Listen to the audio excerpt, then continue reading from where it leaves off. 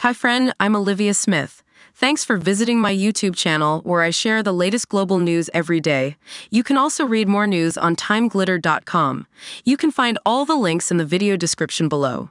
In case the link isn't working, simply copy and paste the link into your web browser, hit enter, and you're good to go. Now let's jump into today's news. News headline: Biden visits scene of 2023 Ohio rail disaster. A year too late, critics say. News details: Joe Biden visited East Palestine, Ohio on Friday to inspect the federal cleanup efforts. It's been over a year since a train carrying dangerous chemicals derailed, causing a massive fire. During his visit, the president witnessed firsthand the continued frustration of the victims who feel he took too long to come see the situation. The White House stated that Biden waited for the right moment to visit East Palestine, Ohio. The mayor extended an invitation to him. Speaking to the residents, Biden expressed his commitment to staying until the job of federal cleanup is completed, emphasizing that it's not yet finished. However, he didn't clarify why it took over a year for him to visit or directly address the community's feelings of hurt.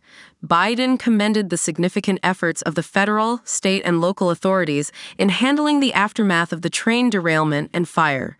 He announced federal grants from the National Institutes of Health to study the immediate and long-term impacts of the incident.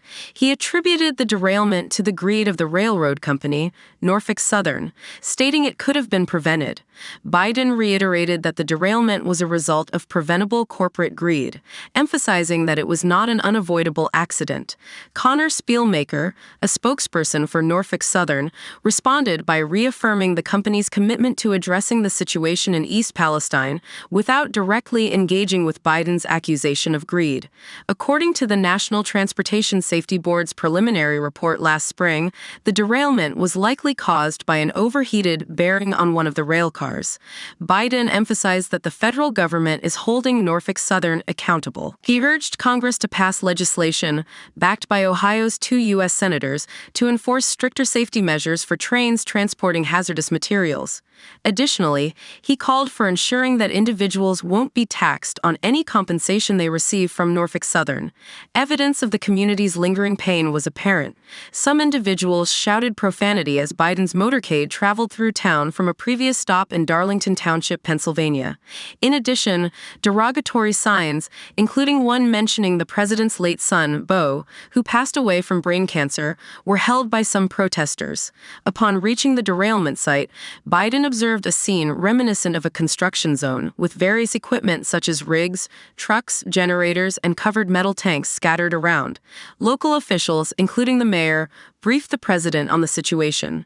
Mayor Trent Conaway, who isn't a supporter of Biden, spoke to the president, stating, "Your visit today gives us the chance to focus on areas of agreement. We agree that this disaster should never have occurred. We need attention on the long-term health issues, economic growth, and ensuring such tragedies don't repeat elsewhere." Later, Biden visited a local shop selling scented candles, where he enjoyed water and coffee. The store owner mentioned that the president bought a candle for his wife, Jill. White House Press Secretary Karine Jean-Pierre assured this week that Biden had no concerns about drinking the tap water.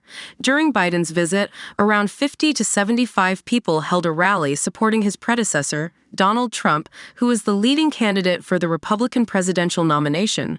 Trump had won nearly 72% of the vote in Ohio's Columbiana County, which encompasses East Palestine, and had visited shortly after the derailment. Mike Young, the rally's organizer, described it as anti-Biden, emphasizing grassroots support. He mentioned providing water to the community after the disaster and criticized Biden for not being there immediately. Residents, he said, questioned why Biden hadn't come sooner, viewing his visit as too little, too late, and timed around elections. Don't forget to hit the like button, drop a comment, share with others, and subscribe to the YouTube channel.